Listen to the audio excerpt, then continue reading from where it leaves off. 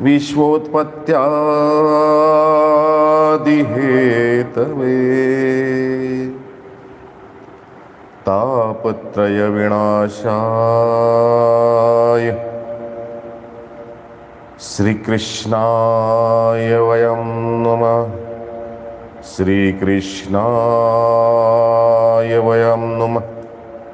सर्वज्ञ श्री चक्रधर स्वामी की जय।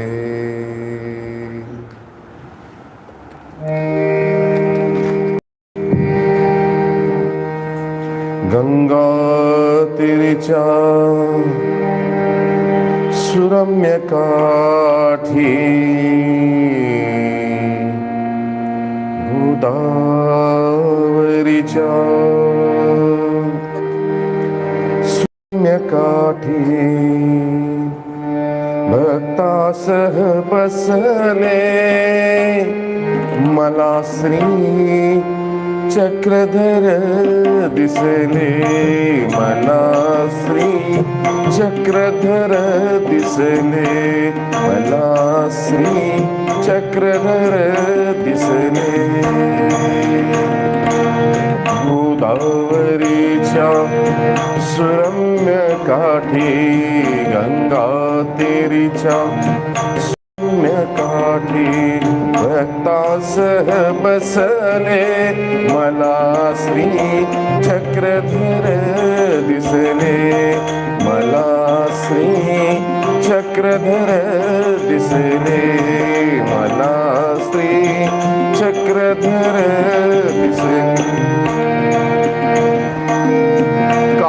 तेज त्या नयनामधून लंबकर्णवी शाल शोभुनी। काय तेज त्या नयनामधून लंबकर्णवी शाल शोभुनी। अमृतधारा ओठांमधून अमृतधारा ओठांमधून अखंडित वर्षले मला श्री चक्रधर दिसले। मला श्री चक्रधर दिसले। मला श्री चक्रधर दिसले। गोदावरीच्या सुरम्य काठी गंगा देवीच्या सुरम्य काठी भक्तासह बसले मला श्री चक्रधर दिसले। मला श्री चक्रधर दिसले। मला श्री चक्रधर दिसले। सुवर्ण चंदन भालपेशी मोती समते लख लख करे ते। सुवर्ण चंदन भाल प्रदेशी मोती समते लख लख करे ते। 32 लक्षणी देहामधून 32 लक्षणी देहामधून तेज फांकले मला श्री चक्रधर दिसले। मला श्री चक्रधर दिसले। मला श्री चक्रधर दिसले।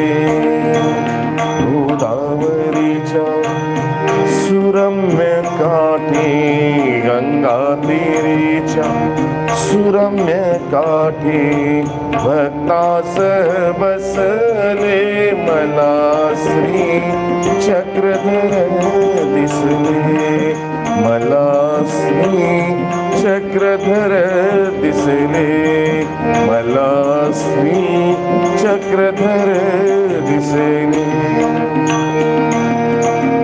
ब्रह्मवाणीचे ऐकता चकित झाले भक्त जन जनता ब्रह्मवाणीचे बोल ऐकता चकित झाली भक्त जनता अद्वैताच रास करोनी अद्वैताच रास करोनी द्वैवात स्थापिले मला श्री चक्रधर दिसले मला श्री चक्रधर दिसले मला श्री चक्रधर दिसले गोदावरीच्या सुरम्य काठी गंगा तीरीच्या सुरम्य काठी भक्तास बसले मला श्री चक्रधर दिसले मला श्री चक्रधर दिसले मला श्री चक्रधर दिसले सर्वज्ञ श्री चक्रधर स्वामी की जय।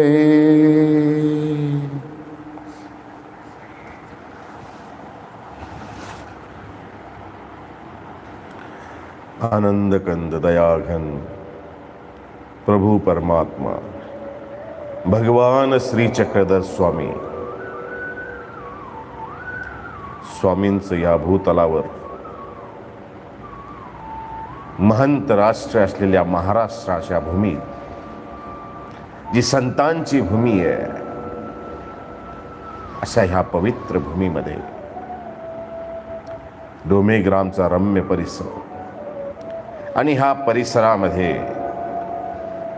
चिदघन प्रभू विश्व उत्पत्त्यादी जगाचा सृष्टीचा चालक मालक नियंत्रक अशा ह्या प्रभूचं वास्तव्य आहे।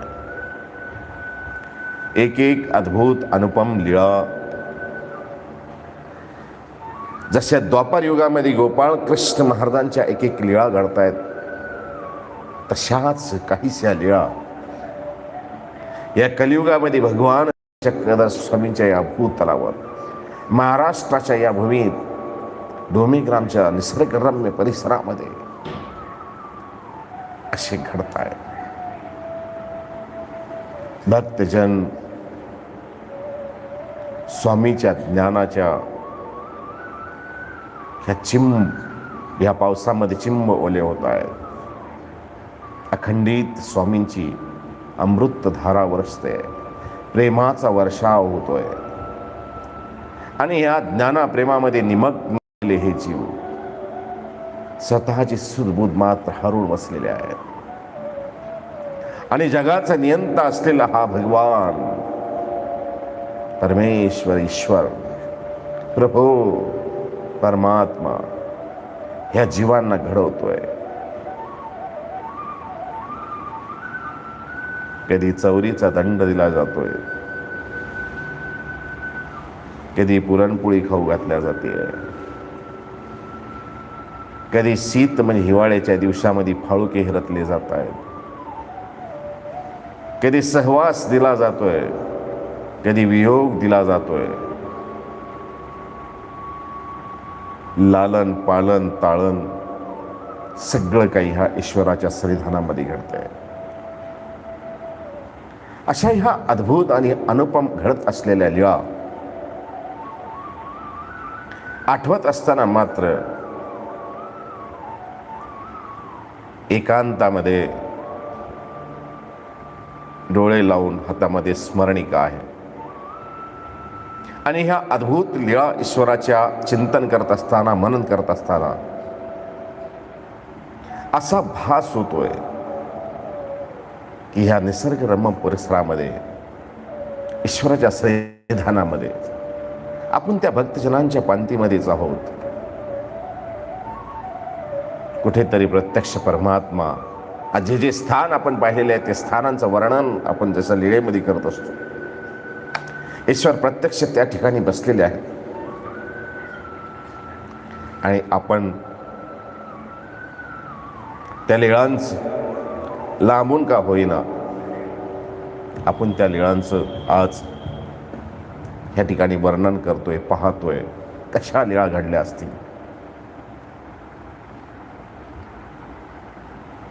असं म्हणतात ना, साखर होई जे ते निके, की साखर अनुभवी जे ते निके. साखर होणं चांगलं आहे की साखरेचा स्वाद घेणे हे चांगलं आहे. ज्यांच्या सोबत या लीळा घडल्या आहेत ना, ते तर धन्य आहेत. परंतु त्या लीळांचं स्मरण आपण आज या प्रत्यक्ष परमात्म्याच्या लीळांचं चिंतन मनन आज आपल्याला घडतंय ना, ती साखरेची चवच आहे ना हो. आज ज्यांच्या सोबत घडलेले आहेत ते ईश्वराच्या सुखामध्ये तर निमग्न झालेले आहेत. या 84च्या फेऱ्यातून कधीच निघून गेलेले आहेत. उद्धार करून घेतलेला आहे आपला स्वतःच. आम्ही मात्र दैवहीन म्हणून पाठीमागे राहिलेलो आहे. परंतु आज लीळांचं चिंतन मनन निधिध्यासन करत असताना ईश्वराला प्रार्थना आहे की देवा, जसे दैवाचे भाग्याचे असलेले ते जीव आपण आपलं सन्निधान देऊन त्यांना 84च्या फेऱ्यातून मुक्त केलेलं आहे, आपलं सन्निधान दिलेलं आहे, आपली जवळीक दिलेली आहे, आपले प्रेमदान दिलेलं आहे ना देवा. आमची ती पात्रता नाही आहे. परंतु देवा, जेवढं चांगलं आहे तेवढं तर तू घेशीलच. तुला तर अर्पण करावंच. तुझंच आहे सारं. जसे आपण सुंदर आणि सुगंधित फूल ईश्वराच्या चरणी समर्पित करत असतो, एव्हाना ते सुंदर फुलांना ईश्वराच्या चरणी समर्पित करणे हा आपला भाव असेल. परंतु त्या ईश्वराच्या चरणामध्ये चरणापर्यंत पोहोचावं एवढं त्या जीवांचं, त्या फुलांचं भाग्यच. काही फुलं ईश्वरांच्या चरणी आहेत, काही फुलं मात्र ईश्वराच्या गळ्यापर्यंत आहेत, गळ्याचा हार होऊन आहेत. अनायशाच पायातल्या फुलांनी विचारलं की देवा, अरे बाबा, आम्ही एकाच बागेत आपण दोघे आहोत. एक मात्र प्रेतावर आहे आणि एक ईश्वराच्या गळ्यामध्ये एकाच बागेचं फुल आहे. असं का? त्याच गळ्यातले फुल म्हणतात, अरे बाबा, एकही माता एकही पिता एकही तरुवर बसत आहे, सत्य आहे. एकच बाग आहे, एकच माळी आहे, फुलवणारा एकच बागवान आहे. मग तू प्रेतावर आणि मी ईश्वराच्या गळ्यामध्ये, यालाही काही कारण आहे. अरे ईश्वराच्या गळ्यापर्यंत पोहोचायला मला हृदयामध्ये सुई टोचून घ्यावी लागली ना, तसं ईश्वराच्या जवळीक परेपर्यंत पोहोचेपर्यंत ईश्वराचं सन्निधान भेटेल. ईश्वराचं सन्निधान भेटण्याला, ईश्वराची जवळीक भेटण्याला, उद्धार होऊन घेण्याला हृदयामध्ये जी सुई टोचून घेतलेली आहे ना, म्हणजे कर्माचे अर्जकत्व जोडून घेतलेले आहेत ना, चांगले कर्म केलेले आहेत ना, ईश्वरापर्यंत ती कर्माची चाल चांगल्याची केलेली आहे ना, म्हणून उद्धार केलेला आहे, म्हणून जवळीक दिलेली आहे, सन्निधान दिलेलं आहे.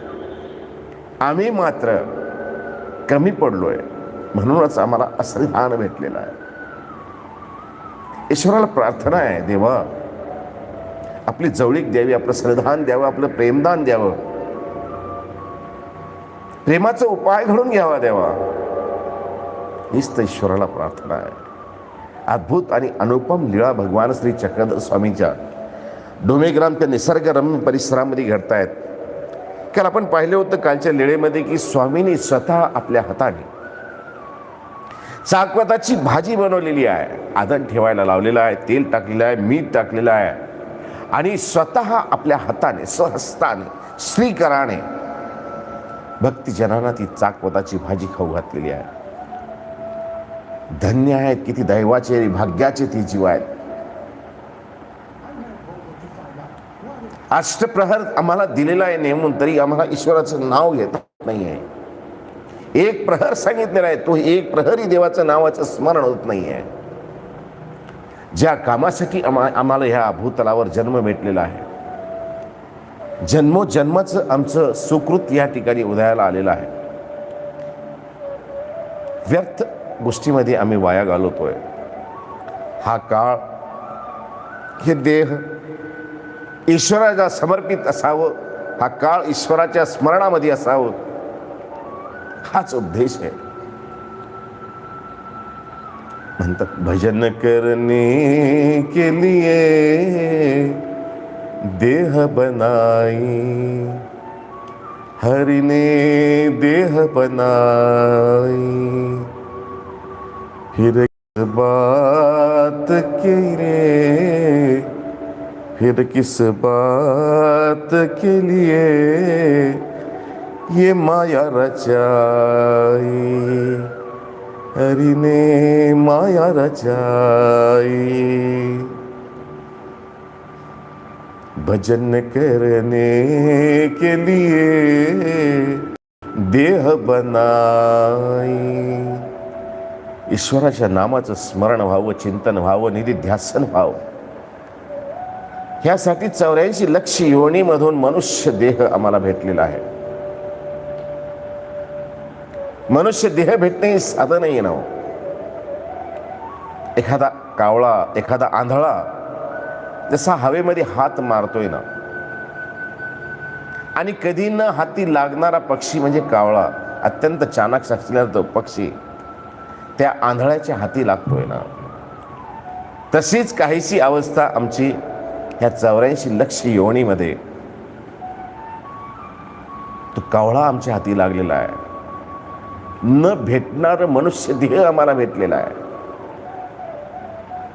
नुसतं मनुष्य देहच भेटला नव्हे, तर सन्मार्ग भेटलेला आहे, ईश्वराचा मार्ग भेटलेला आहे, ईश्वराचं नाव कळलेलं आहे, ईश्वराचं ज्ञान कळलेलं आहे, ईश्वरापर्यंत जाण्याचे साधन आम्हाला कळलेले आहेत. त्या साधनाचा सदुपयोग आम्हाला घडत नाहीये, होत नाहीये. ही शोकांतिका आहे आमची. ईश्वराच्या सन्निधानात असलेले भक्त आपला उद्धार करून घेतलेला आहे, परंतु आम्ही असन्निधानातले, दैवहीन म्हणून असन्निधानी आम्ही आलेलो आहोत. ईश्वराला प्रार्थना आहे, देवा उपाय घडवून घ्यावा, उपाय करून घ्यावा, आपली जवळीक घ्यावी, श्रीधान द्यावं, प्रेमदान द्यावं देवा. कालची लीळा आपण लीळा क्रमांक उत्तरार्ध 105 मध्ये चाकवताची भाजी रांधवणे स्वामी हाताने स्वास्थाने बाईसा करवी रांधून घेतलेली आहे आणि भक्तिजनांना तृप्तीपर्यंत जीव घातलेली आहे. त्या भाजीची चव जी आहे, जी भक्तांनी खाल्लेली आहे, ती भक्तच जाणतील. ते ईश्वराच्या जवळिकेचा आनंद तेच भक्तांना माहिती आहे. आज आपण नुसतं वर्णन करतोय. पुढची लीळा आहे लीळा क्रमांक 106, भटा पातलेपण अनुवाद.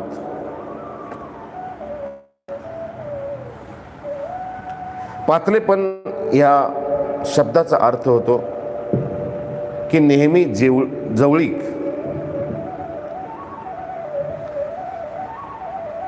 निकटत्व लाभल्यामुळे एखाद्या विषयी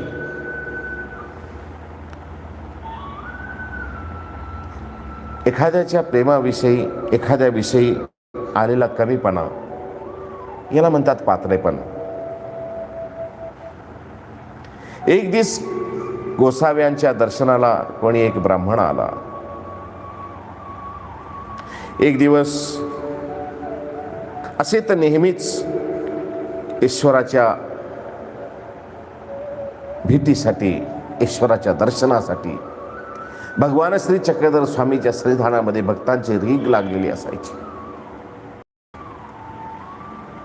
मागे एक चरित्र गेलेलं आहे पहिल्या शतकामध्ये. रामीच्या बाईया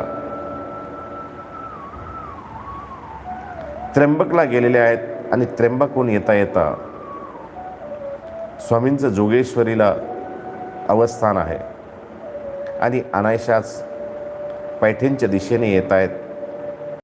एका ब्राह्मणाच्या घरी बिढार करतायत. बिढारासाठी विचारलं जातं आणि जशी एखादी जत्रा भरावी त्या जत्रेप्रमाणे लोक रस्त्याने निघालेले आहेत असं त्या रामीच्या बाह्या पाहतात. परंतु विचारत नाही कोणालाही विचारत नाही. ज्या ब्राह्मणाच्या ओसरीवर येतात ना, तो ब्राह्मण त्यांना बोलतं करतो, काय आई, कुठून आलात? ते सांगतात आम्ही त्र्यंबकाहून आलेलो आहोत. तो ब्राह्मणच बोलतो, काय श्री चांगदेवरावांच्या दर्शनासाठी आलेला आहात का? आता श्री चांगदेवराव यांना नावच माहीत नाही आहे ना. बा नाही, तसं काही नाही. मग तो ब्राह्मण म्हणतो, नाही आई, लोकांची रीग आहे तिकडं. लोक तिकडं त्या स्वामींच्या दर्शनाला जात आहेत का? कोणीतरी दैवी पुरुष आहेत, चमत्कारी पुरुष आहेत, त्यांच्या दर्शनाला जात आहेत. म्हणून मला वाटलं आपणही तिकडेच जाण्यासाठी आलात की काय. ते स्वामींचं नाव ऐकल्यानंतर त्या रामीच्या बाईयांना मात्र एक कुतूहल होऊन जातो. आणि मुक्कामाला आलेल्या त्या बाईया कशी तरी ती रात्र पार पाडतात आणि विचार करतात की नक्कीच आपण या अशा दैवी पुरुषाच्या भेटीला आपण हे जाऊ. योगायोगाने त्या ठिकाणी पोहोचतात तर पाहतात काय की जे श्री चांगदेवराव आहेत, ज्यांच्या चमत्काराच्या घटना आम्ही त्या ब्राह्मणाच्या घरी ऐकलेल्या आहेत, कथा ऐकलेल्या आहेत, लीळा ऐकलेल्या आहेत, तिथं ओळखीचे वाटतायत. आणि जेव्हा स्वामींच्या समोर येतात, स्वामींची आणि त्यांची नजरानजर होते, स्वामी सुद्धा आसनावून त्यांना उठून त्यांचं स्वागत करतायत. बाईसा हे आश्चर्य पाहते की स्वामी आसनावून उठतायत. बरेच भक्त स्वामींच्या दर्शनाला येत आहेत, नेहमी येतात, नेहमी वर्दळच राहते. परंतु आज आलेल्या बाईयांचं स्वागत करण्यासाठी स्वामी स्वयं आपल्या आसनावर उठतायत. बाईसा विचारते, बाबा हे कोण, ज्यांच्यासाठी आपण आपल्या आसनावर उठलात? बाई, हे पूर्वीचे यजमान. ज्यावेळेस आम्ही रामी म्हणजे रामटेक या ठिकाणी होतो तेव्हा हे पूर्वीचे यजमान आहेत आमचे, आम्हाला पाणी भात द्यायचे आहे. पाणी भाताची आरोगणा मी यांची स्वीकारलेली आहे. ते स्वामींना त्या बाया पाहतात आणि आश्चर्यचकित होतात की अरे हे जे श्री चांगदेवराव आहेत, जे श्री चक्रधर स्वामी आहेत ना, अरे हे तर आमचे मौन्य देव आहेत, आमचे नगीन देव आहेत. त्या काळामध्ये स्वामींची अवस्था ती होती. आणि आल्यानंतर स्वामींच्या ठिकाणी जे नुसते स्वामीच्या दर्शनाला आलेले आहेत ना, ते मात्र स्वामीला पाहिल्यानंतर स्वामीचा तो स्वागत समारंभ पाहिल्यानंतर किंवा स्वामी ज्या आस्थेने, ज्या आपुलकीने त्यांना जवळ करतात, जवळ बोलवतात, नुसत्या निवळ दर्शनासाठी आलेल्या बाया महिनाभर स्वामीच्या सन्निधानामध्ये रमून जातात. एवढी आकर्षणता आमच्या ह्या ईश्वरामध्ये होती. तसंच असा एक कोणीतरी ब्राह्मण आज स्वामींच्या दर्शनाला आलेला आहे.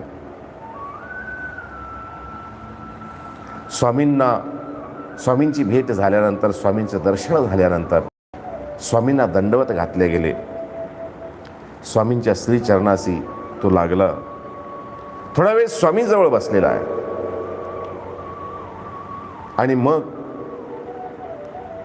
थोड्या वेळानंतर स्वामीने त्याला पाठवणी दिलेली आहे की ठीक आहे, आता दर्शन झालं ना, आता तोही ब्राह्मण निघालेला आहे. पण निघत असताना मात्र तयासी अपार दुःख झाले. तो अपार दुःख करू लागलेला आहे. खूप दुःख झालं त्याला. थोडा वेळ स्वामीजवळ बसल्यानंतर तो उठला तर घरी तर जावं वाटतंय, परंतु त्याला तिथून निघावं वाटत नाहीये. तो निघता अपार दुःख करू लागलेला आहे. जाण्यासाठी उठलेला तो 2 पावले मागे सरकतोय आणि पुन्हा स्वामींना विचारतोय, देवा जाऊ बी? स्वामी त्यांना आज्ञा देतात, हरकत नाही, आशीर्वाद, जा. पुन्हा दुःख करू लागतात, 2 पावले मागे सरकतात, पुन्हा स्वामींना विचारतात, देवा जाऊ मी? जाऊ वाटत नाहीये, पाय निघत नाहीये स्वामीच्या त्या गुंफेमधून, स्वामीच्या जवळून ते पाय निघत नाहीये त्याची. जाताना पाय अंतःकरण जड झालेला आहे, जाऊ वाटत नाहीये, पण काय करावं? 2 पावले मागे सरकतोय, पुन्हा विचारतोय, देवा जाऊ आता? डोळ्यामध्ये अश्रू आलेला आहे, अंतःकरण गदगद झालेलं आहे, तरी जाऊ वाटत नाहीये. त्याची ती अवस्था पाहिल्यानंतर जसा तो गुंफेतून बाहेर निघाला, जड अंतःकरणाने, जड पावलाने तो गेल्यानंतर स्वामींना भट्टोबास अर्थात आचार्य विचारतात, जी देवा, याला असं दुःख झालेलं आहे की आपल्या जवळून याला निघावं वाटत नाहीये. किती जड अंतःकरणाने हा निघालेला आहे.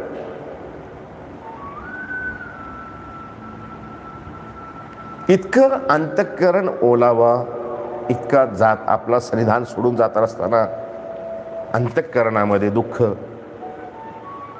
आम्हाला का होत नाही देवा?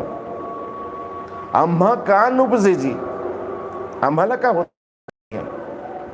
आम्ही तर सहज येतो आणि सहज आपल्यापासून जातो. आपण आम्हाला थांबवताय. लखुबाईसाला थांबवलं, एकाईसाला थांबवलं, महादाईसाला थांबवलं, उमाईसांना थांबवलं, पण तरी नाजी आम्हासी थोडं काम आहे, व्यापार आहे, आम्हाला जावे लागेल, जाऊन वापस येतो. आम्हाला असं का होतं देवा?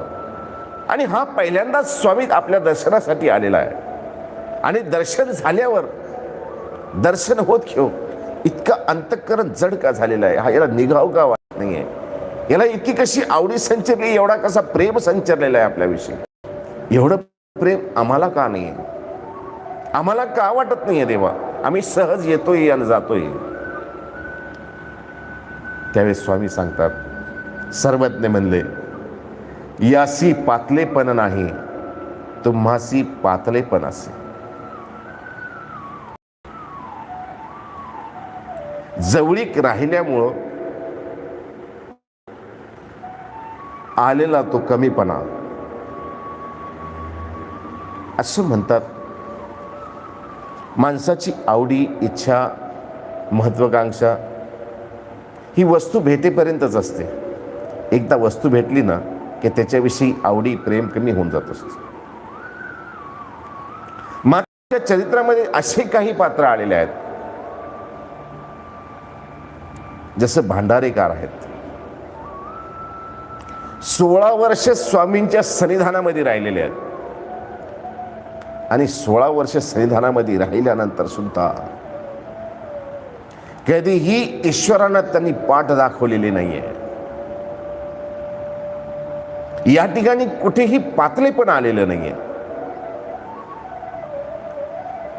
बाईसा नेहमी तमतम करायची, बाबा नेहमी स्वामी त्यांना थांबवायची, बाई थांबा, तसं बोलू नका.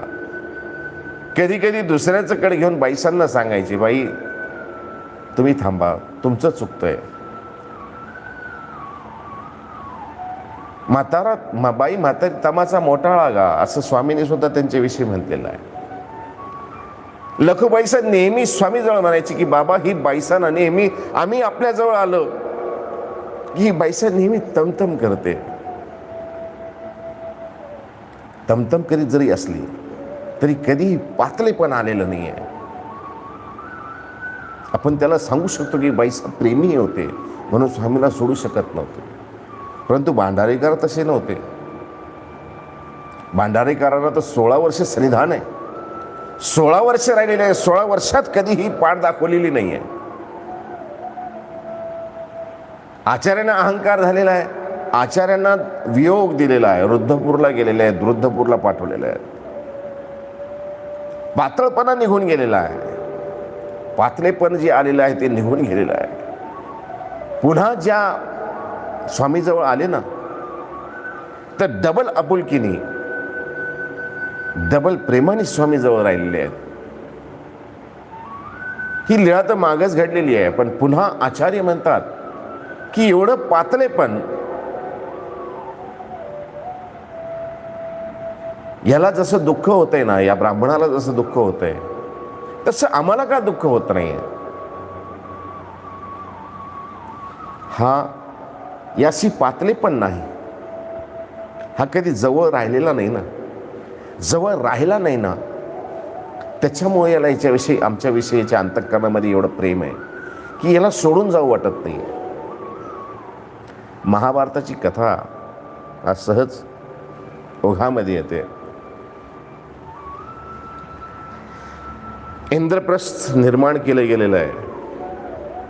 स्वतः स्वयं भगवान श्रीकृष्णाने उभं राहून त्या जंगलाला, खांडव वन आहे, त्या खांडव वनाला स्वतः उभे राहून विश्वकर्माकडून इंद्रप्रस्थ जो आहे तो निर्माण केला गेलेला आहे. मात्र कुटील असलेला हा दुर्योधन, त्याला ते बघवत नाही आहे, म्हणून तो विदुरामार्फत पुन्हा पांडवांना द्यूत क्रीडेसाठी आमंत्रित करतोय. विदुरांना जायची इच्छा नाही आहे.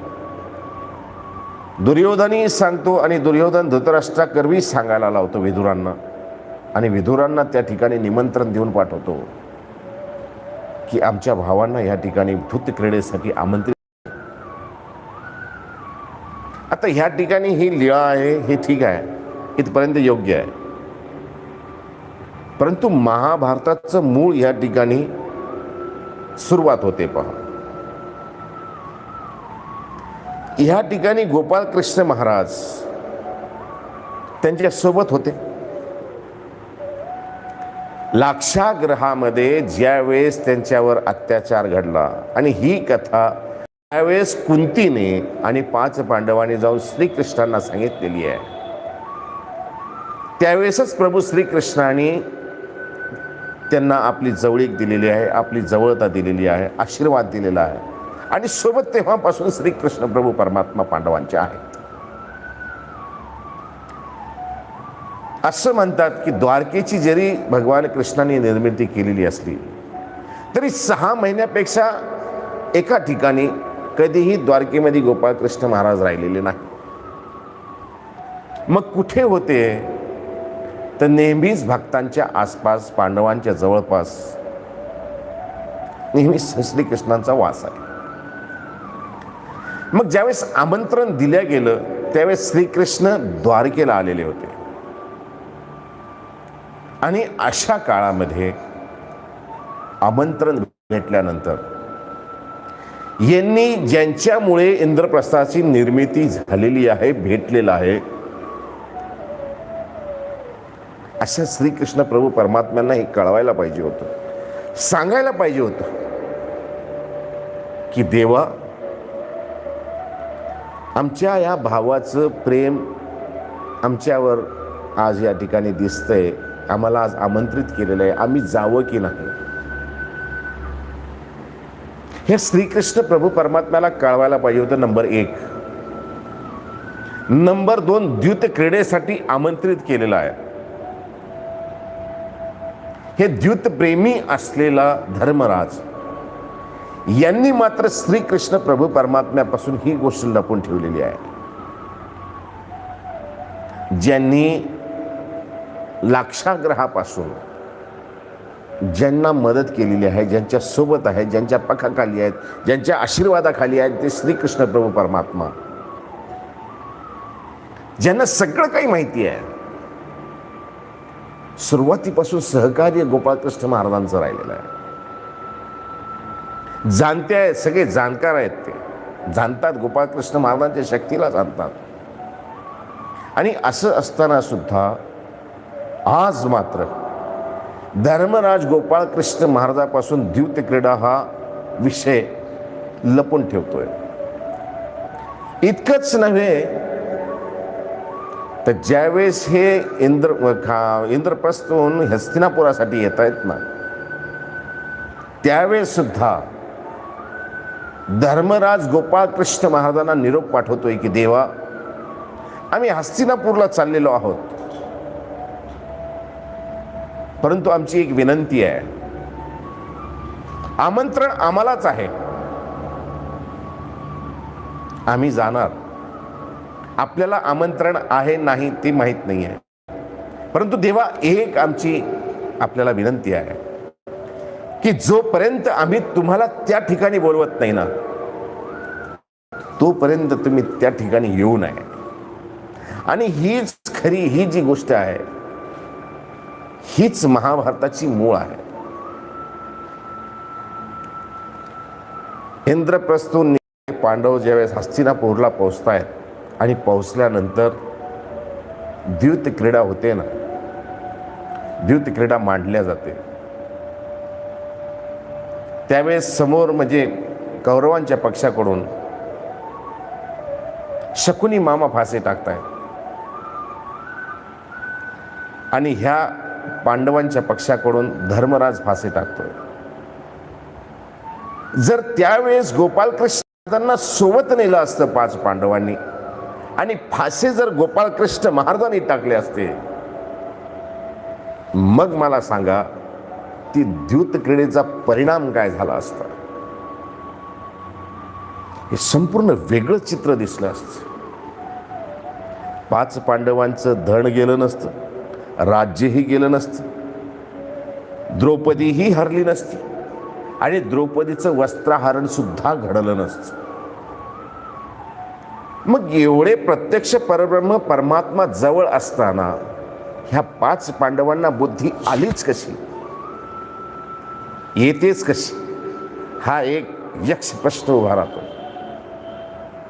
आणि धर्मराजांनी गोपाळकृष्ण महाराजांना थांबवलंच काय, का थांबवलं, त्यांना का सोबत येऊ दिलं नाही. जे सावलीप्रमाणे गोपाळकृष्ण महाराज त्यांच्या सोबत होते, पांडवांच्या सोबत होते, भक्तांच्या सोबत होते, का थांबवलं ते. हा पातळेपण आहे.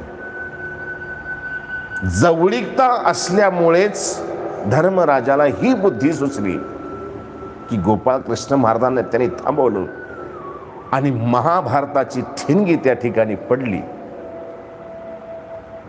त्याचं कारण हे पातळेपण आहे. साहजिकच आपण घरामध्ये राहतो, आश्रमामध्ये राहतो, मठामध्ये राहतो, गुरूंच्या सन्निधानामध्ये राहतो. गुरूंच्या सन्निधानामध्ये काही दिवस राहिल्यानंतर असं शिष्यांना सुद्धा पातळेपण येत असतं. हे पातळेपण येऊ न देणं हे महत्त्वाचं आहे. आणि हे पातळेपण जर आलं ना, तर अशी महाभारताची ठिणगी पडल्याशिवाय राहत नाही आहे. तेच या ठिकाणी चरित्र आहे. हे पातळेपण न येऊ देणं म्हणजे श्रद्धा अटळ ठेवणं. अटळ श्रद्धा असावी लागते. ईश्वरावर असावी, शास्त्रावर असावी. ज्या गुरूंनी हा सन्मार्ग दाखवलेला आहे, सत्मार्ग दाखवलेला आहे, त्या गुरुवर अटळ श्रद्धा असावी.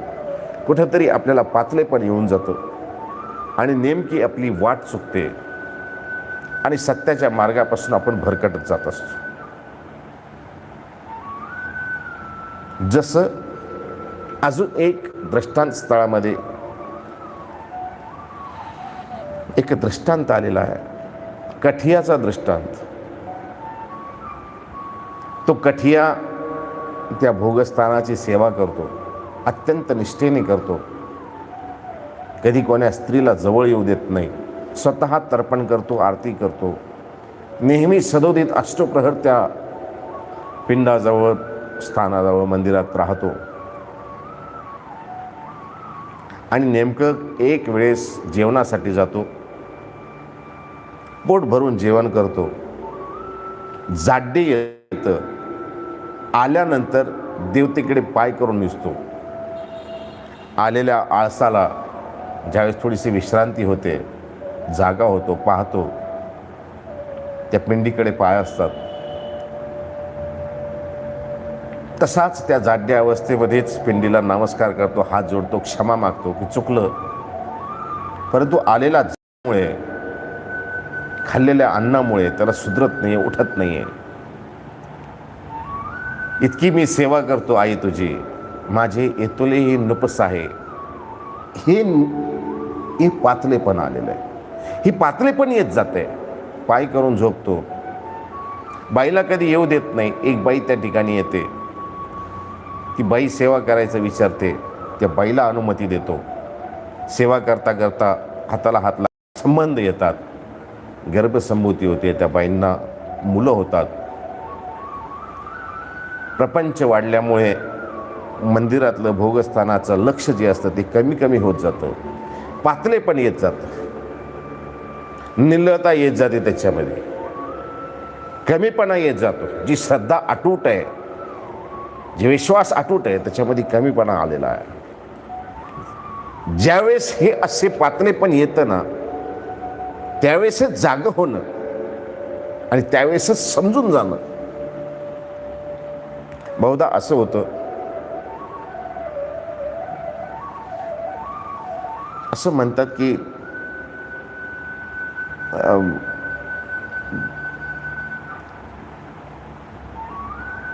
समजदारपणा और वक्त दोन्ही एका वेळेस येत नाही.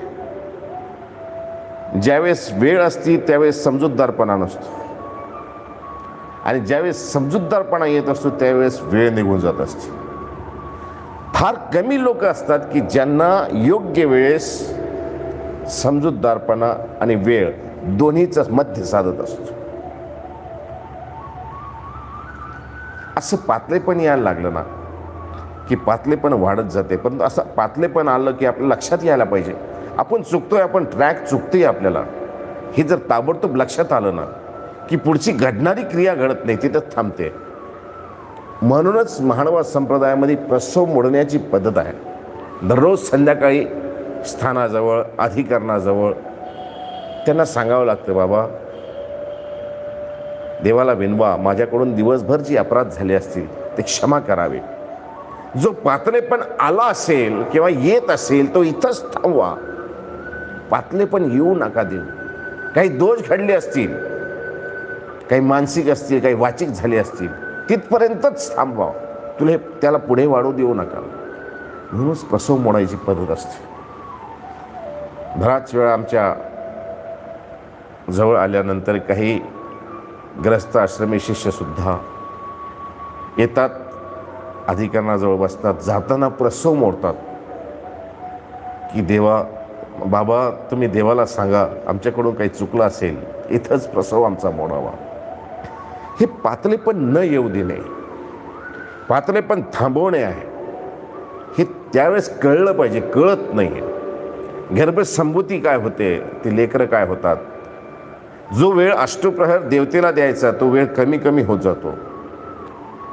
मग ते लेकरं त्या स्थानाजवळ, त्या भोगस्थानाजवळ लघुशंका करतात, दीर्घशंका करतात, रडतात. काय गावातील लोक ते पाहतात काय. मग गावातील लोक ते कठ्याला म्हणतात, आता तुम्ही लेकरूवाळी झाली ती, आता गावात तू घर बांधा. मग गावात घर बांधलं जातं. मग 3 टाईम आरती होते, 3 टाईम दिवाबत्ती होते. काही काळानंतर 2 वेळा सकाळ संध्याकाळ होते. काही काळानंतर 1 वेळच होते. आणि काही काळानंतर मग अशी परिस्थिती येऊन जाते, इतका संसारामध्ये गुरफटून जातो. मग मात्र एकच वेळ जय देवा एतुलीची उरले, इतकं पातलेपण येऊन जातं. यासी पातलेपण नाही आणि तुम्हासी पातलेपण असे. यांना पातलेपण आलेलं आहे. जवळीकता असल्यामुळे व्यक्तींच्या प्रेमामध्ये असलेला कमीपणा, याला म्हणतात पातलेपण. आणि हे न येऊ देणे हे फार महत्त्वाचं आहे. जर आचार्य हे जर प्रश्न विचारत असतील की देवा सी पातलेपण नाही तुम्हासी पातलेपण असे, हा इतका रडतोय, हा इतका दुःख करतोय आपल्यापासून जाण्यासाठी, जात असताना इतकं दुःख याला का होतं. स्वामी सांगतात यासी पातलेपण नाही तुम्हासी पातलेपण असे. हा पातलेपण न येऊ देणे, याच्याविषयी कुशलता असावी, ईश्वराला विनंती करावी की देवा असं पातलं पण आम्हाला कधीही येऊ नका देऊ. अशी ही आजची एक लीळा क्रमांक 106 उत्तरार्ध आहे. आजची दुसरी लीळा आहे पंचगंगा अनुवाद.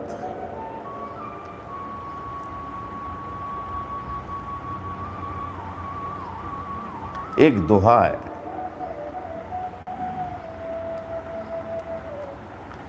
ऐसी वाणी बोलिए मन का आपा खोए, और न को शीतल करे आप हो शीतल हो. आज पंचगंगा अनुवाद या लीळेमध्ये आपण हेच पाहणार आहोत. देई गावीचा एक ब्राह्मण आहे आणि त्या ब्राह्मणाला 5 मुली आहेत आणि त्या 5ही मुली विधवा आहेत.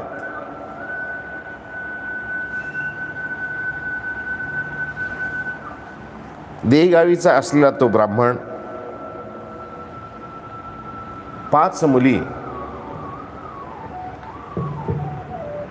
कौतुकाने लालन पोषण पालन करतोय त्यांचा. जेव्हा उपहार होतात, लग्नायोग्य होतात, काळानुसार वेळेनुसार योग्य वर पाहून त्या मुलींचा तो ब्राह्मण लग्न लावून देतो. पण दैवगती ही न्यारी, बुद्धी काय करील बिचारी. प्रत्येक संसारी आई वडिलांची प्रथम जिम्मेदारी ही असते की ज्या मुलाला अथवा मुलीला जन्म दिलेला आहे त्या मुलांचं मुलीचं योग्य पालनपोषण व्हावं, शिकून सारवून सुशिक्षित करावं, त्यांना पायावर उभं करावं, योग्य वर पाहून त्याचा हात त्या वराच्या हातामध्ये द्यावा. ही प्रत्येक पालकाची, प्रत्येक आईवडिलाची ही इच्छा असते. पण सगळेच या इच्छेप्रमाणे आईवडिलांच्या होतं असं नाही. कधीतरी दैव अशी कलाटणी घेत असतं की आईवडील तर पाल्यांसाठी योग्य करत असतात, परंतु दैवाला काही वेगळंच मान्य असतं. आजच्या ह्या देई गावीच्या ब्राह्मणांच्या मुलीच्या बाबतीत मात्र तसंच घडलेलं आहे. योग्य वर पाहून त्या ब्राह्मणाने आपल्या 5ही मुलींचं लग्न लावून दिलेलं आहे. परंतु दैवगती अशी आहे की ज्या क्रमाने लग्न लावून दिलेलं आहे त्याच क्रमाने त्या मुलींना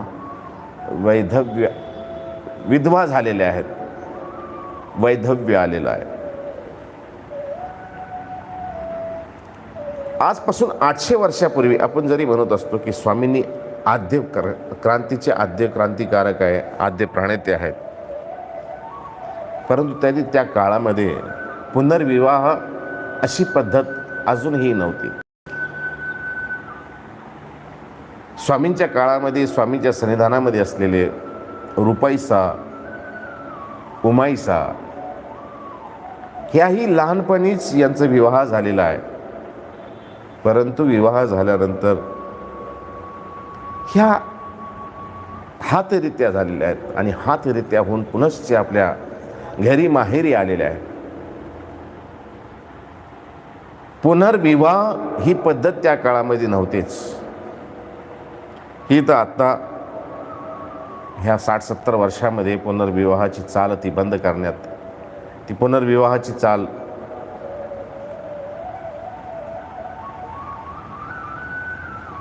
झालेली आहे. ती ह्या 5ही कन्या विधवा आहेत आणि विधवा असलेल्या ह्या कन्या पुनश्च आपल्या वडिलांकडे राहायला आलेल्या आहेत. संसार आहे आणि संसारामध्ये फार कमी लोके असे असतात की जे दुसऱ्याचं सुख पाहून सुख मानतात. बहुधा खुन्नसपणाच जास्त या संसारामध्ये आहे. एखाद्याचं बरं चाललं की शेजारचं कधीच त्याला बरं असं म्हणेल असं नाही. काहीतरी बोलेल, काहीतरी मनाने दुखवेल. असं एखाद्याने गाडी घेतली तर त्याचं कधीच आपण कौतुक करणार नाही की ठीक आहे, चांगलं आहे, चांगलं घेतलं. सहज त्याला म्हणत असतो, घेतली असेल हप्त्यावर. अरे पण तुला बोलायची गरज काय? हप्त्यावर घेऊन येतो, फुकट घेऊ, काही घेऊ, त्याच्या आनंदात आनंद मानावा. नाही मानत. घेतली गाडी पण त्याला ॲव्हरेज नाही आहे. अरे तुला काय करायचंय? त्याला पसंत पडली ना. दुसऱ्यांच्या सुखामध्ये दुःख वाटणं ही काही चांगलं स्वभाव नाही, चांगलं लक्षण नाही आहे. आणि एक तत्ववेत्ता धर्माविषयी व्याख्या करताना असं सांगत असतो की आपल्या बोलण्यानंतर, वागण्यानंतर कोणाचं मन दुखत नाहीये, हेच धर्म आहे. आज ह्या 5ही मुलींचा, विधवा झालेल्या मुली आज आपल्या वडिलांकडे राहत आहेत.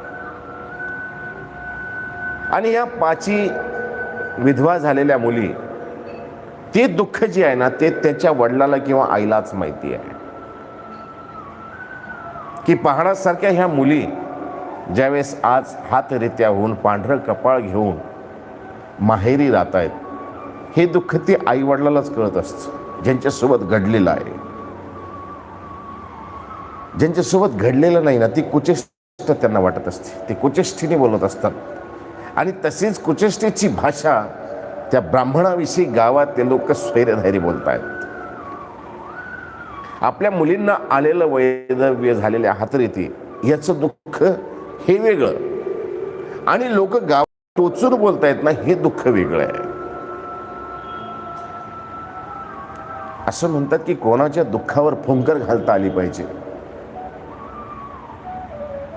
आपल्याला लोकांच्या म्हणजे दुःखावर तर फुंकर घालता येतच नाही. त्याच्यावर मीठ चोळता येते, त्याच्यावर मिरची टाकता येते. तसंच काहीसा समाज आहे. आज या ठिकाणी त्या ब्राह्मणाला, त्या 5 मुली झालेल्या विधवा, ते दुःख गावातले आसपासचे स्वैरे धायरे परिसरातले लोक बोलतात, ते दुःख.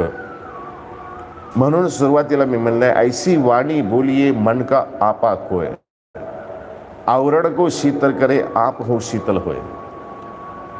आपलं बोलणं असं असावं, ऐसी वाणी बोलिये जो मन का आपा खोय. स्वामींच्या लीळाचरित्रामध्ये आपण पाहतो ना, त्यावेळेस दृष्टिक्षेप टाकत असतो, त्यावेळेस आपल्या लक्षात येतं, स्वामींनी पशुप्राण्यांना सुद्धा या महात्मे हो म्हणून शब्द वापरलेले आहे. या महात्मे हो. प्रथम वचन जो उच्चारलेला आहे, त्या पारध्यानं सुद्धा स्वामींनी महात्मे हो म्हणून उच्चारलेलं आहे. त्या सश्याला सुद्धा महात्मे हो म्हणून उच्चारलेलं आहे. प्राण्यानं सुद्धा महात्मे हो म्हणून उच्चारणारे आमचे स्वामी. स्वामींच्या ठिकाणी वाईट करायला आलेले हेमाद्रीचे सैन्य, यांना सुद्धा स्वामी या महात्मे हो म्हणतायत.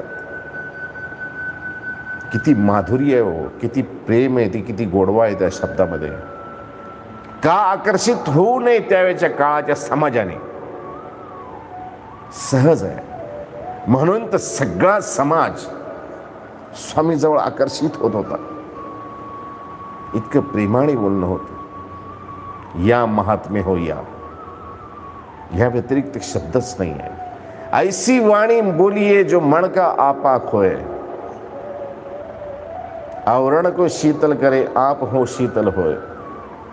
असं बोलावं की आपले शब्द ऐकल्यानंतर समोरच्या माणसाचं दुःख समोरचा माणूस विसरून जावं,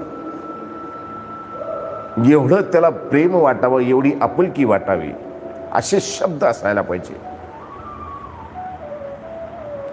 हे जे घेतलेलं आहे ना, ऐसी वाणी बोलिये मन का आपा खोय, हे तर आता 300-400 वर्षापूर्वी कोणीतरी एखाद्या संतांनी, एखाद्या विद्वानाने, एखाद्या विचारवंतांनी हे मांडलेलं दोहा आहे.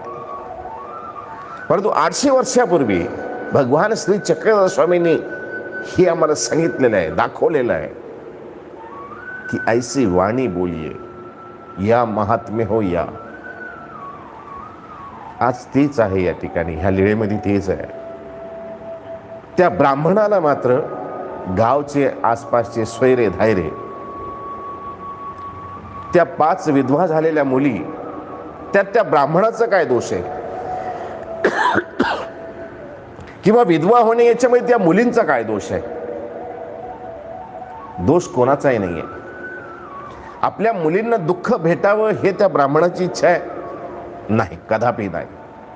कोणत्याही आईवडिलांची इच्छा नसते की आपल्या मुलांना दुःख व्हावं. त्या मुलींना याच्यामध्ये हातरीत होणे याच्यामध्ये सुख होतं. त्यांना वाटत होतं आपल्या वरेतानी मरावं? नाही, कदापि नाही. हिंदू संस्कृती आहे आपला. जसाही नवरा असेल, मद्यपान करणारा असेल, मारणारा असेल, पुरावा देणारा असेल, परंतु हिंदू संस्कृती आहे जसाही नवरा असेल. ह्या जगात 2च दुर्बल आहेत, एक गाई आणि एक बाई. गाईचं दोर जी आहे ज्याच्या हातात दिले तो त्याच्यासोबत ती गाय जाईल. ब्राह्मणाच्या हातात दिलं तरी जाईल, एखाद्या सावकाराच्या घरी दिली तरी जाईल, एखाद्या कसायाला दिली तरी जाईल. आणि बाई ही तशीच आहे. त्या आईवडिलांनी किंवा त्याच्या प्राक्तनाने जो वरेता असेल, मग तो मारणारा असेल, जीव लावणारा असेल, दुरावा देणारा असेल, जसा असेल तशी ती त्या ठिकाणी राहील. ही आमची हिंदू संस्कृती आहे. काळ बदलत चाललेला आहे. आज मात्र तसं घडत नाही आहे. आज प्रश्नाला उत्तर दिल्या जातात. का होतं? त्याच्यामुळे डिवोर्सचे प्रकार वाढलेले आहेत, घटस्फोटाचे प्रमाण वाढत चाललेलं आहे. त्याचं कारण हे आहे की सहनशीलता कमी होत चाललेली आहे. पूर्वीच्या काळामध्ये जी सहनशीलता मुलीमध्ये होते किंवा मुलामध्ये होते, परिवारामध्ये होते, ती सहनशीलता कमी होत चाललेली आहे. त्याच्यामुळे घटस्फोटाचे प्रमाण वाढत चाललेलं आहे. मात्र आजपासून 800 वर्षापूर्वी हातरित्या झालेल्या मुली ज्यावेळेस घरी येत आहेत आणि घरी आल्यानंतर आपल्या घरामध्येच राहत आहेत, ती कधी कोणा पाहुण्याच्या घरी जात नाही आहे, समाजाला काही त्रासदायक नाही आहे. पण तरी समाजाचे लोक स्वैरे धायरे त्या ब्राह्मणाला मात्र कधीही चांगल्या मुखाने बोलत नाही आहे. त्या 5 विधवा मुलीला पाहून त्या ब्राह्मणाला, त्या मुलींना तर नाहीच बोलत कोणी, पण त्यांच्या वडिलांना सुद्धा 5 रांडा आला आणि 5 रांडा गेला असंच म्हणायचे. 5 रांडव्या मुलींचा बाप आला आणि 5 रांडव्या मुलींचा बाप गेला, ह्या शब्दांनी त्याचं खच्चीकरण व्हायचं. ऐकू वाटत नव्हतं. विधवा झालेल्या मुलीविषयी ते दुःख, मुलींचं दुःख आणि हे शब्द हृदयाला लागणारे आहेत, हे शर हृदयाला घाव करणारे आहेत. स्वामींचं किती वचन आहे, कोणाचं वर्मस्पर्श करू नये, वर्मस्पर्श छेद चांग, बोलू नये, कोणाचं अंतःकरण दुखूच नाही, अंतःकरण दुखवायला नाही सांगितलेलं आहे. आणि आज असं बोलून त्या ब्राह्मणाचं अंतःकरण दुखतंय. 1 वेळा ऐकल, 2 वेळा ऐकल, 10 वेळा ऐकल, शब्दाचा परिहार केला असेल, परंतु आलेल्या माणसाच्या भावना असेल, शब्द असेल, थांबत नाहीये. समोरची माणसं कुश्चित भावनेने त्या ब्राह्मणाला नेहमीच हेच शब्द बोलायचे. शेवटी वैतागला तो. समजून सांगितलं, अरे त्या 5 मुली विधवा झाल्या, त्यात मुलींचा काय दोष आहे, माझा काय दोष आहे. परंतु कुश्चित असलेला हा समाज ऐकत नव्हता. शेवटी वैतागला तो ब्राह्मण. ते शब्द ऐकून ते शब्द ऐकल्यानंतर त्याला असं वाटायचं की आपल्या कानामध्ये कोणतरी गरम गरम असं पितळ होत आहे. सुन्न होऊन जायचं त्याचं मन, त्यांचं अंतःकरण सुन्न होऊन जायचं. ऐकू वाटत नव्हते ते शब्द. रडायचं त्याचं अंतःकरण, डोळ्यातून अश्रू यायचे. काय दोष आहे हो माझ्या मुलींचं, त्यांना वैधव्य आलेलं आहे, ते विधवा झालेले आहेत, त्यांचं काय दोष आहे?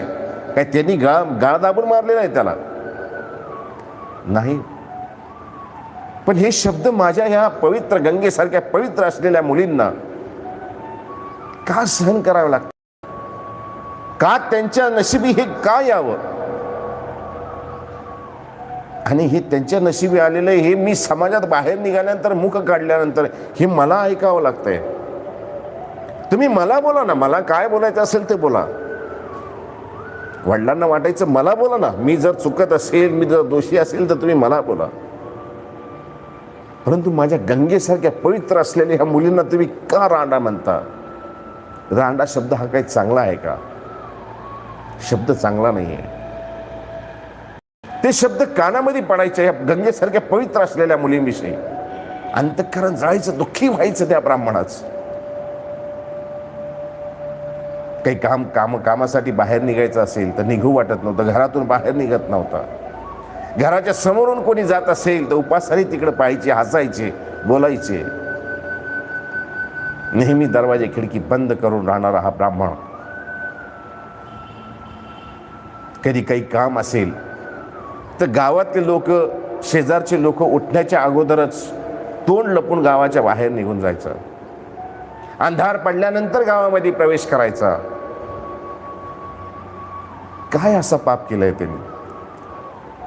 परंतु त्याला तसं करावं लागत होतं. जर लोकांसमोर गेलो तर हे शब्द ऐकायला येऊ नये, ऐकू येऊ नये, कानामध्ये पितळ ओतल्यासारखं होऊ नये, हृदयाला घाव भेटू नये, पिळू नये, हृदय पिळवटून निघू नये, म्हणून तोंड लपवून जायचं.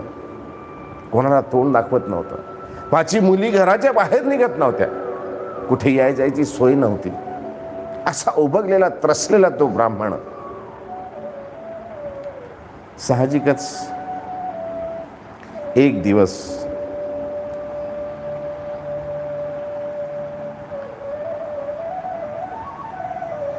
रस्त्याने चाललेला आहे आणि स्वामींचं वास्तव्य निसर्गरम्य परिसर असलेल्या डोमेग्रामच्या परिसरामध्ये आहे. स्वामीजवळ स्वामी आसनस्थ आहे. भक्तजन स्वामीजवळ बसलेले आहेत आणि लांबून तो नेहमी पाहायचा की त्या ठिकाणी कोणीतरी दैवी पुरुष आहे. त्या ठिकाणी भक्तांची रीग लागलेली आहे. जवळ जावं वाटायचं, पण जवळ गेल्यानंतर पुनश्च हे आपल्या नशिबी नको. पंचरांडा आला आणि पंचरांडा गेला हे वाक्य कानी पडायला नको, म्हणून त्या ठिकाणी बहुधा जायला घाबरत होता.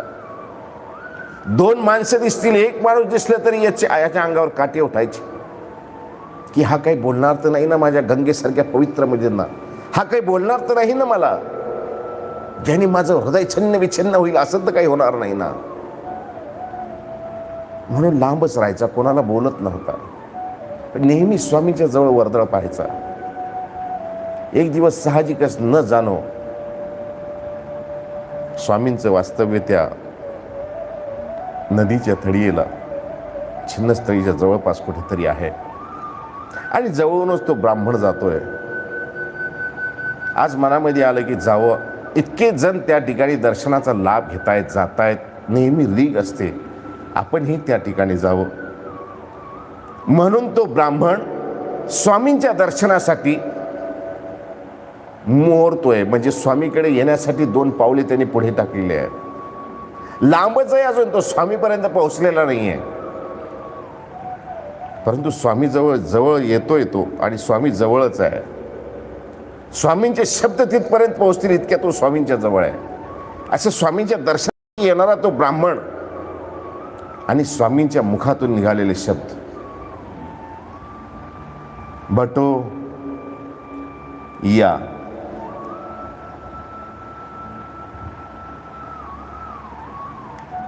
तुमच्या पंचगंगा निकेनी असती.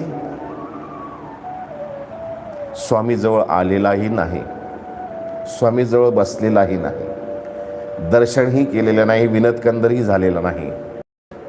आणि असं लांबूनच येणारे ते, बराच अंतर आहे स्वामीपासून, आणि स्वामींच्या मुखातून ते शब्द निघतायत, भटो तुमच्या पंचगंगा निकेनी असती. भट हा शब्द सन्मानार्थी उच्चारलेला आहे. ब्राह्मणांना भट हा शब्द उच्चारला जातो, विद्वत रत्नांना उच्चारला जातो. भटो, तुमच्या पंचगंगा निकेनी असते. तुम्ही कोण आहात, कुठले आहात, कसे आलात, कधी येत नाही, नेहमीच जाता, हे शब्दच नाही आहे स्वामींचे. पहिला शब्दाचा जो वार झालेला आहे ना, तो वारच असा जबरदस्त आहे. तो पहिला शब्दाचा ब्रह्मास्त्रच असा गेलेला आहे की दुःखिस्त आणि त्रसिस्त असलेला तो ब्राह्मण ते शब्द ऐकल्याबरोबर निवालोजी निवालोजीच म्हणतोय. निवालो देवा, शांत झालो, शांत झालो. किती वेळ झालेला आहे, किती काळ गेलेला आहे, हे शब्द मी ऐकलेले नाही,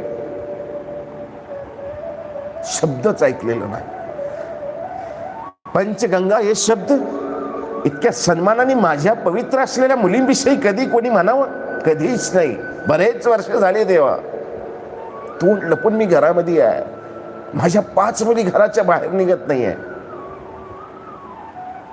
काहीही पाप नाही, काहीही दोष नसताना किती महापातक आमच्या शब्दरूपी आमच्या डोक्यावर, आमच्या मनावर, आमच्या हृदयावर आहे देवा.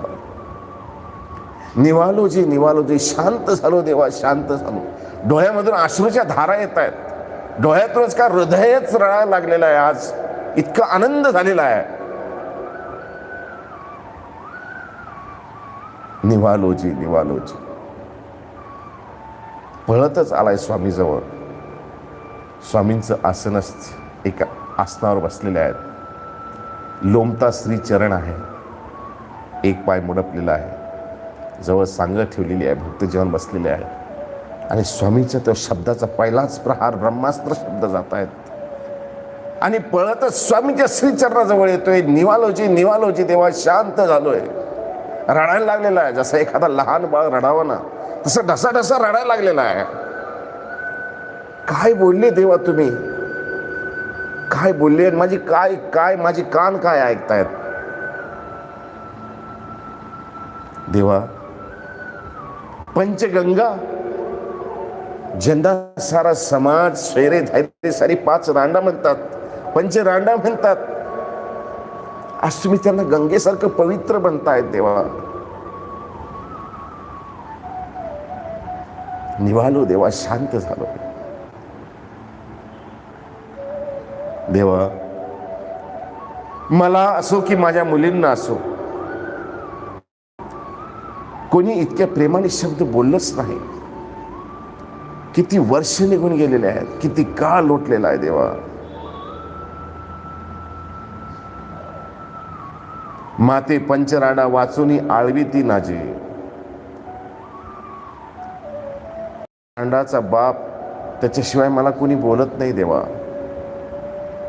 आज तुम्ही पंचगंगा बोलून माझ्या ज्या मुलींचा सन्मान केलाय ना देवा, जो माझा सन्मान केलेला आहे ना, कितीतरी वर्षापासून आसुसले हे माझे कान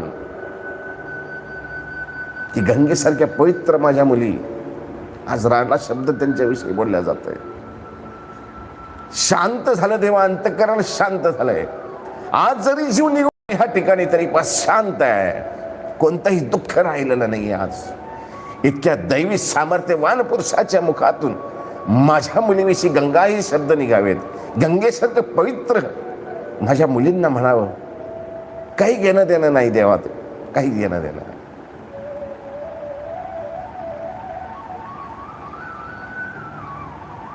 शांत झालो देवा.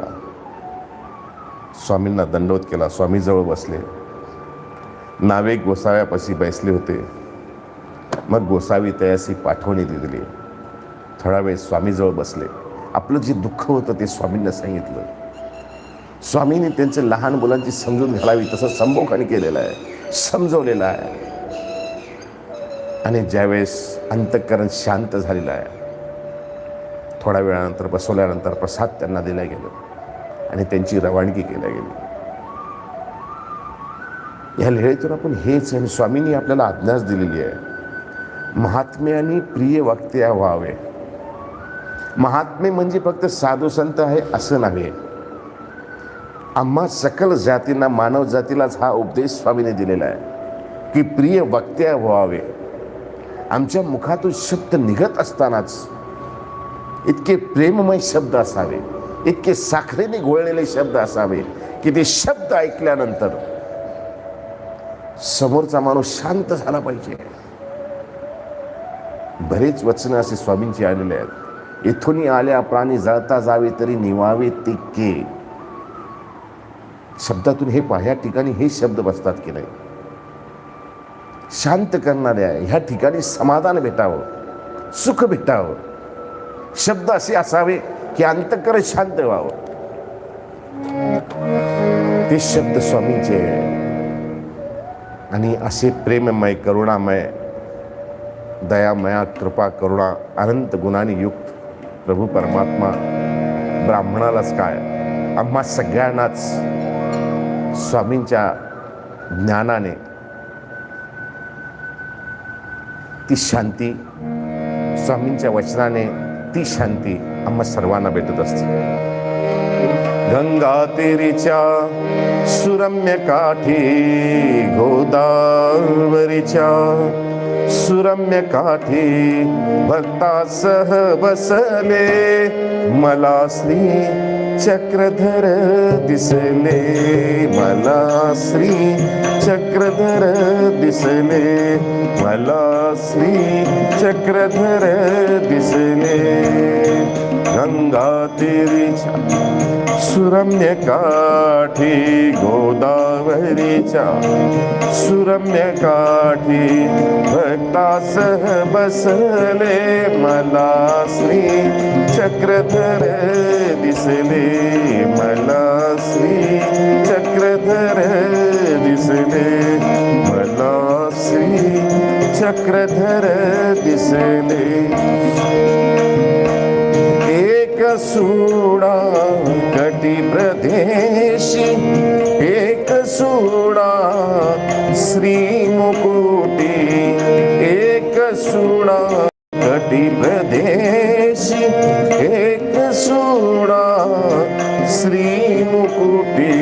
आदर्श दाऊनी आचाराचा, आदर्श दाऊनी आचाराचा, गावगावी फिरले, मला श्री चक्रधर दिसले, मला श्री चक्रधर दिसले, मला श्री चक्रधर दिसले. गोदावरीच्या पवित्र काठी, गंगा तीरीच्या सुरम्य काठी भक्तासह बसले, मला श्री चक्रधर दिसले, मला श्री चक्रधर दिसले, मला श्री चक्रधर दिसले. अनंत ब्रह्मांडाचा मालक श्रीकराने भिक्षा मागत, अनंत ब्रह्मांडाचा मालक श्रीकराने भिक्षा मागत, जोळी नाही पात्र नाही, जोळी नाही पात्र नाही, स्वानंदे विरले, मला श्री चक्रधर दिसले, मला श्री चक्रधर दिसले, मला श्री चक्रधर दिसले. गंगा तीरीच्या सुरम्य काठी, गोदावरीच्या पवित्र काठी भक्तासह बसले, मला श्री चक्रधर दिसले, मला श्री चक्रधर दिसले, मला श्री चक्रधर दिसले. उद्धरणाचा विडा उचलीला, रजस्तवाचा नाश केला,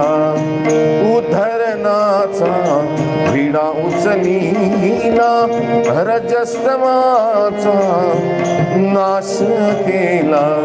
दैवहीन आम्ही पापी म्हणून, दैवहीन आम्ही पापी म्हणून असन्निधान दिधले मला श्री चक्रधर दिसले, मला श्री चक्रधर दिसले, मला श्री चक्रधर दिसले. गंगा देवीच्या पवित्र काठी, गोदावरीच्या सुरम्य काठी भक्तासह बसले, मला श्री चक्रधर दिसले, मला श्री चक्रधर दिसले, मला श्री चक्रधर दिसले. सर्वज्ञ श्री चक्रधर स्वामी की जय.